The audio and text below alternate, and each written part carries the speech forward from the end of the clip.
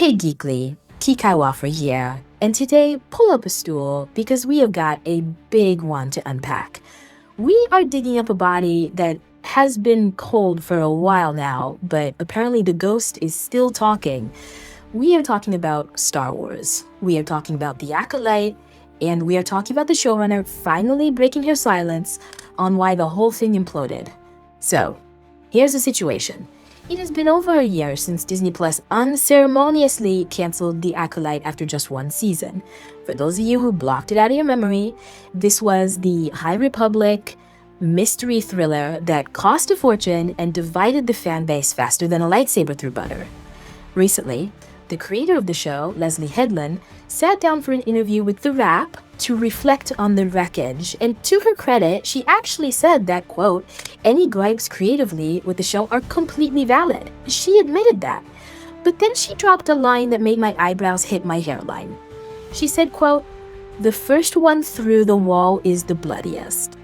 She is claiming that because the show took place in a new part of the timeline, away from the Skywalkers, it was a major risk, and she took the hit for being the pioneer. She also took a swing at what she calls snake oil salesmen and opportunists in the content creation space who profited off hating the show. Now let's play devil's advocate for a minute. Honestly, it is actually refreshing to hear a showrunner say, hey, creative criticisms are valid.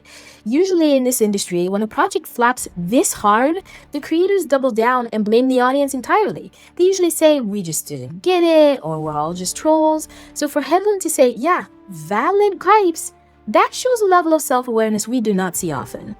And she's not wrong about the snake oil salesman part, let's be real quickly. There is an entire cottage industry on YouTube that thrives on rage baiting, and there were definitely people attacking the show before a single frame had even aired just to get clicks. That's a fact. And she's also right that doing something new in Star Wars is terrifying. Stepping away from the safety net of Luke, Han, and Leia is a risk. Disney is terrified of doing anything that doesn't sell Baby Yoda plushies. So, in a vacuum, you have to respect the ambition of trying to tell a story in the High Republic era. But it's when I look at that first one through the wall comment that I start to twitch. Because this is where we get to the total BS part of the narrative. Leslye Headland is trying to frame herself as a martyr for innovation, as if the only reason the show failed is because it was too bold, too new, and too different. And I'm sorry, are they taking us for fools? First off, let's talk about this wall she claimed she was the first one through. Was she really? Because I seem to remember a little show called The Mandalorian. That was new characters, new vibe, largely disconnected from the main saga at the start, and guess what? It was a massive global phenomenon. Or look at Andor. That was a gritty political thriller that barely felt like Star Wars, and it was universally praised. We'll go back to the video games like Knights of the Old Republic. Fans have been begging for new eras for decades. The idea that the fan base rejected the Acolyte because it was new is just historically inaccurate. We didn't reject it because it was new. We rejected it because the execution was a mess. And then we have to talk about the numbers, because numbers don't care about your feelings. This show cost roughly $230 million. Let me repeat that. $230 million. That is more than the budget of the Dune movies.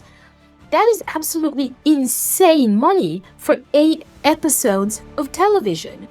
When you spend $250 million, you do not get to hide behind the excuse of being an indie experimental risk. You need to deliver a blockbuster. And what did we get? We got inconsistent writing, pacing issues, and set designs that sometimes look like a fan film. The reality, which this interview conveniently sidesteps, is that the general audience just stopped watching. This was not just review bombing by trolls. If you look at the viewership data from back then, the drop-off from episode 1 to the finale was catastrophic. Normal people, the normies who don't care about the culture war, they turned it on, they got bored, and they turned it off. That's not being the first one through the wall. That's just making a product that people didn't want to buy. It feels like a classic deflection tactic. By focusing on the toxic haters who definitely exist, don't get me wrong, she gets to lump the legitimate criticism in with the trolls. It's a way to say, well, I was just too brave and the world wasn't ready.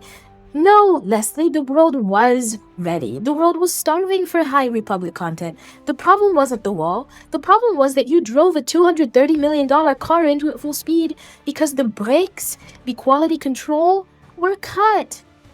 Anyway, the article is in the description. Go read the full quotes for yourself. So geek-ly, you're the judge. Was Leslye Headland truly a victim of being the first one to take a risk on a new era, getting bloody for the sake of innovation? Or, as I suspect, is this just a way to rewrite history and avoid admitting that a $250 million investment failed because the show just wasn't good enough? Let me know what you think in the comments. And that is the wrap on these Acolyte deflection tactics. If you felt this deep dive, smash that like button, subscribe, and drop your own hot take in the comments right now. If you want to be a legend and buy me a coffee, the link is right down there. Before you go, help me out. For the next set, do we want the Jedi Council Chamber or the Death Star meeting room? Let me know. I will see you in the next video. This was Kikai Wafra for NewsGeekly.